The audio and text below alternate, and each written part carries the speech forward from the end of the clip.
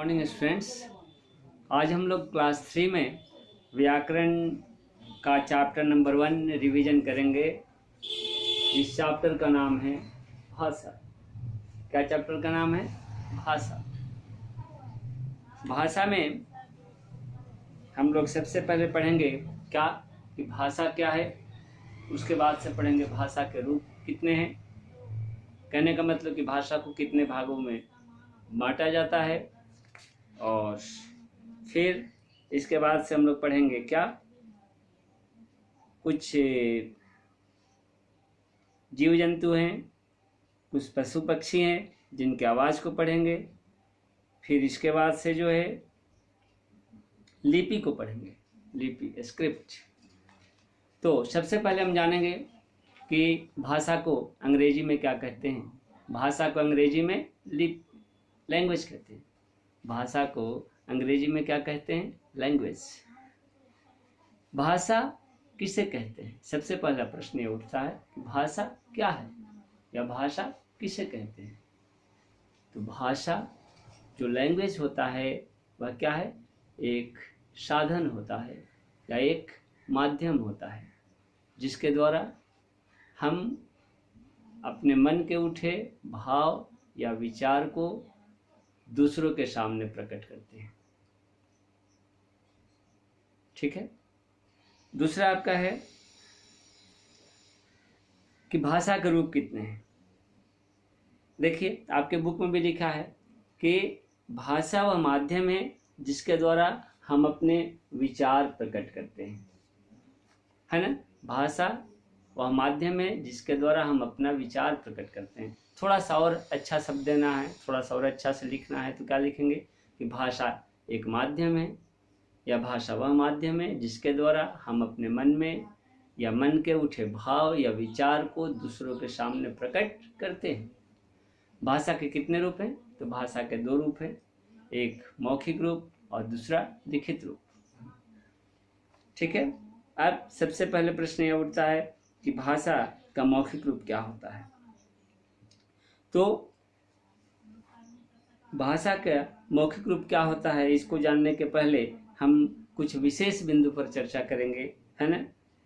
क्या कि भाषा के द्वारा हम करते क्या हैं। तो भाषा के द्वारा हम अपनी बात को कहते हैं। किससे बात को कहते हैं? तो एक दूसरे से। दूसरा मुख्य बिंदु क्या है? दूसरा विशेष बिंदु क्या है?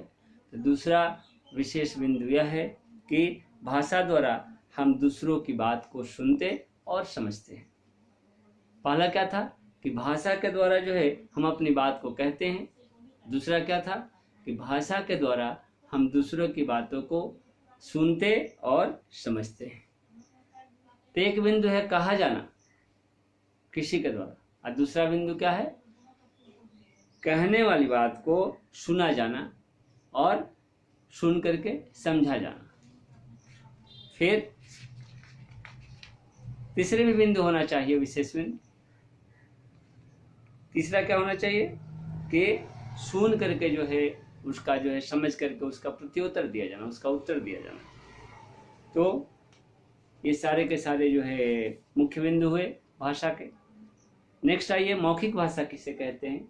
तो मौखिक भाषा वह भाषा है जिससे हम बोल करके अपने भाव या विचार को दूसरों तक पहुंचाते हैं, है ना। तो कहने का मतलब क्या है कि मौखिक भाषा के अंतर्गत 2 बातें आती है। एक क्या है? एक जो है बोलना, और दूसरा जो है जो हम बोलते हैं उसको दूसरे के द्वारा सुना जाना, या हमारे बोलने के बाद जो सुनने वाला है वह जवाब देता है और फिर हम उसकी बातों को सुनते हैं। जो बोलने वाला है वो भी सुनता है उसके उत्तर को।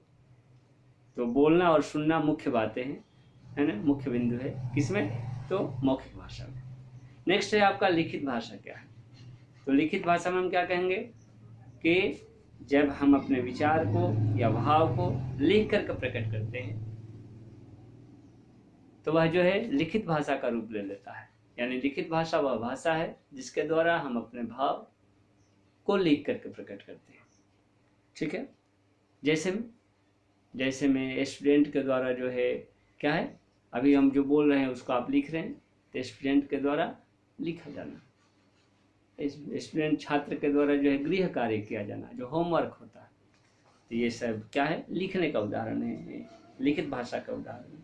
नेक्स्ट आपका एग्जाम्पल क्या हो जाएगा, अगला एग्जाम्पल आप दे सकते हैं, जैसे लेटर को लिखना है ना, पत्र लिखना, तो ये भी आपका जो है क्या है, लिखित भाषा का उदाहरण हुआ।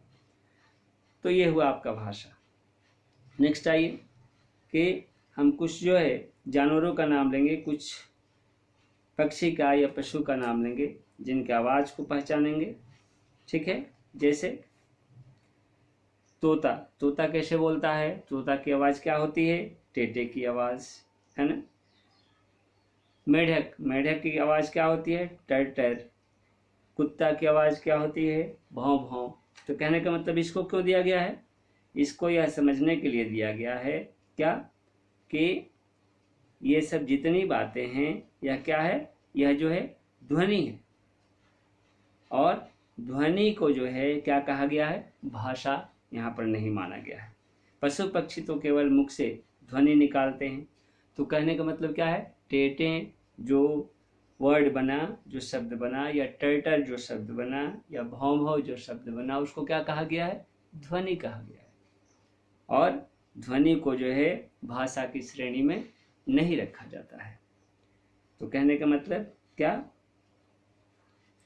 कि जो पशु पक्षी होते हैं उनके पास क्या है, भाषा नहीं होती है, उनकी क्या होती है, उनकी बोली होती है, और बोली को जो है भाषा की श्रेणी में नहीं रखा जाता है।